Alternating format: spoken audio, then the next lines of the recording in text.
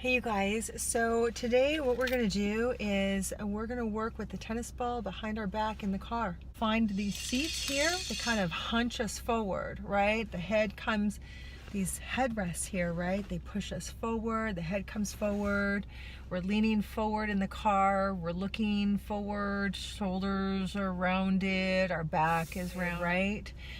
We're collapsed here at the diaphragm, chest is forward, and then we wonder why our back hurts after a long drive or why we feel stiff after a long drive. So what we want to do is we want to, if we can, let our seat to kind of come back a little bit, okay?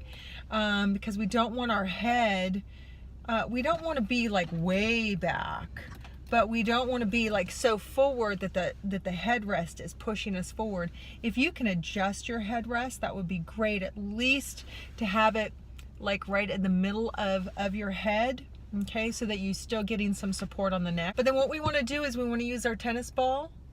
It's soft enough to so that it's not going to irritate the back for long drives, but I strongly encourage you get a tennis ball in your car at all times. And we're going to place it at the low part of the back on the right hand side of the spine. So you want to find your belly button. You're going to draw a line all the way to your back, and then you're going to pull out about 3 to 4 of your fingers width to the outside of that ropey muscle band,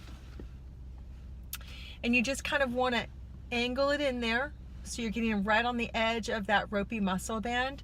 You'll feel it, and what that's going to do is that's just going to help to support your back. Now for those of you who are really rounded forward on your shoulders, you may find that bladder 42 is a little bit better and for you, and that is you want to find the high point of your rib, so the rib that sticks out the most, and you want to draw a line back there, and you want to place the ball in that position. As you can see, it kind of lifts my sternum up.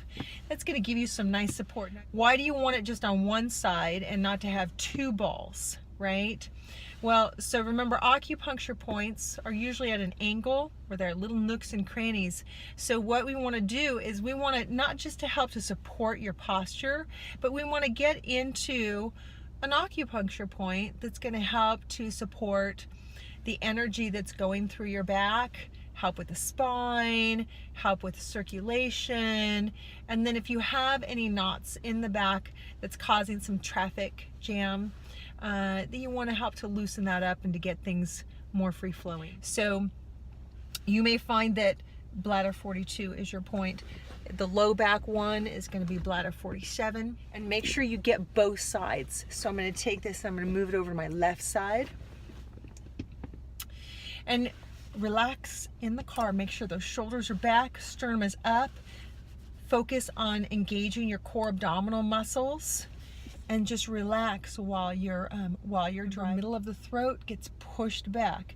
So not so much the chin coming down as much as it is the middle of the throat pulling back, and then you'll engage those deep cervical, neck muscles. All right, that's our tip for today. Happy driving.